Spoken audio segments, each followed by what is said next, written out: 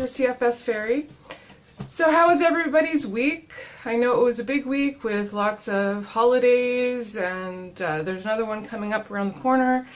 I hope everyone had a good week and didn't do too much to send themselves into a crash. It sounds like on my support Facebook page that I'm part of, a lot of people did.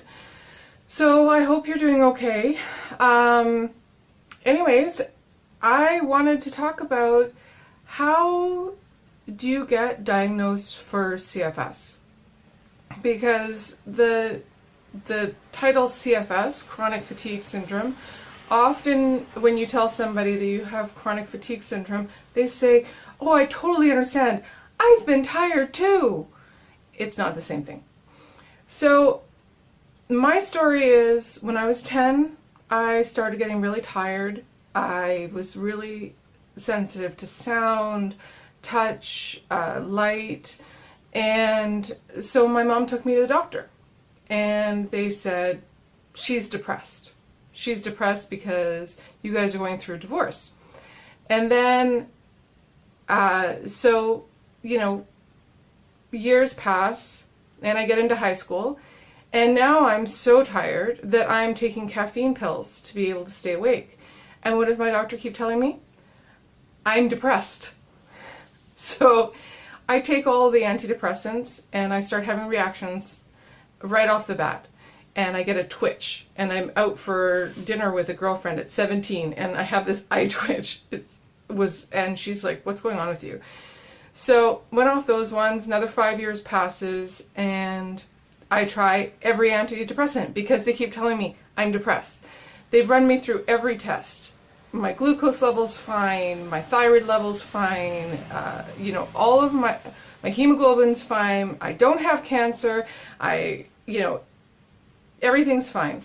So then, my late teens, I end up with a kidney condition, and so then everything gets dumped on that.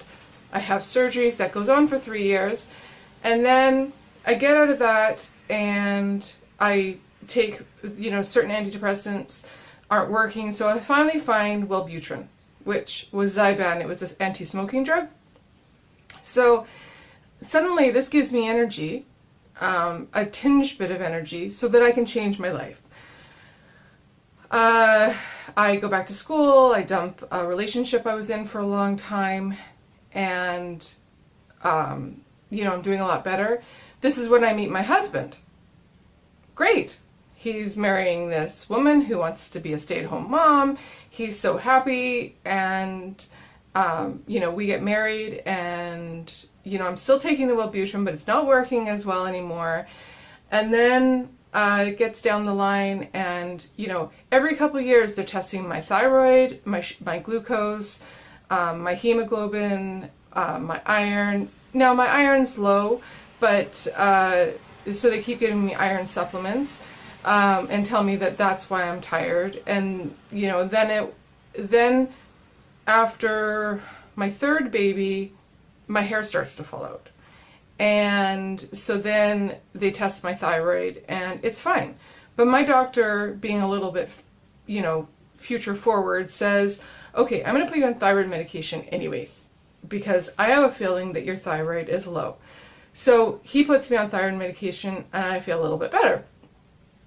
Then I'm still tired, and now I've developed this anxiety, and so then they put me on more antidepressants, and then it got really bad, and they sent me to the mental health team, and they said I have a personality disorder. So now I have generalized anxiety disorder, generalized personality disorder, and depression.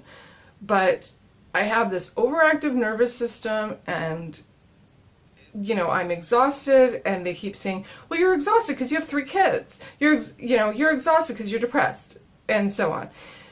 So eventually, 3 years ago, my youngest at that point was 5. I am on my way to a Christmas party, and I'm so exhausted that I am in tears. And I said somebody had said to me earlier that week, there has to be somebody who deals with this. At one point, one of the psychiatrists had put me on something called Dexedrine, which is an amphetamine. It used to be Dexatrim in the 80s. It was a diet pill, but now they use it for ADHD. And that helped, but it's one of those really addictive things you have to take more and more and more and more. And so anyway, someone had said to me, somebody out there has to deal with this. Like, you can't just deal with this on your own.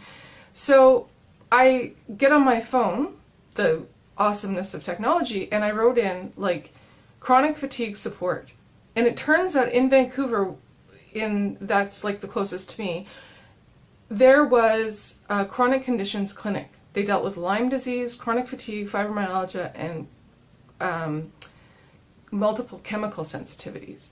So, and they had a referral form on their page. So I printed it out, I filled it out myself, I wrote like my whole history on a piece of paper, and I went to my doctor the next week and I said, I want to go here. So he's like, oh, that's a great idea. I'm surprised I didn't think of it. Okay, so he sends in the referral, and I get a letter back saying it's going to be 2 years. 2 years, I have to wait for this. And at this point, I am decreasing at a more rapid pace. Yes, I do have 3 children. Yes, I have lots of animals. I have a husband. I'm a stay-at-home mom. At that point, there was a lot of stress in my life. And I understand their thinking because I grew up in the 80s. And, you know, late 80s, early 90s is when everything became a mental illness. And now they're having to realize that there's something called chronic fatigue syndrome, but they named it so badly. And the myalgic encephalomyelitis, that is the other name for it, doesn't really work either because it has something to do with pain, and that sounds more like fibromyalgia to me. Anyways, so I asked for them to test not only my TSH, but my T3, T4, and they found out that my T3 was low, and they started monkeying around with that, and that was a big ordeal because certain medications didn't work with me because I have multiple chemical sensitivities.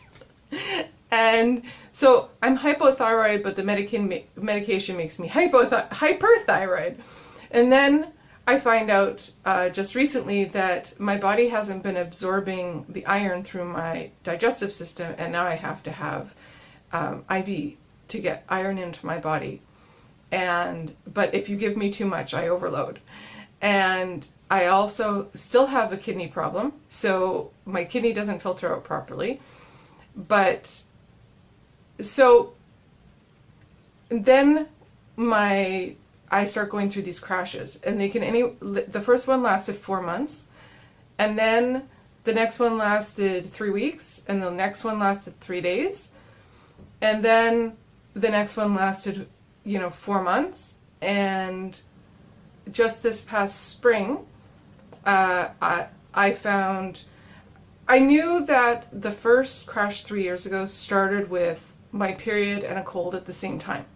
It was too much for my system crashed, and it caused me to go into a chronic fatigue crash for 4 months. So that's what happened in May of this year, and that one lasted 8 weeks. Then I had 4 weeks off, then something happened with my kidney. A month later, I had the kidney stone removed, I got my period, I got a sinus infection, and now I'm 18 weeks into a crash. And it has been the worst of the crashes in the 30 years.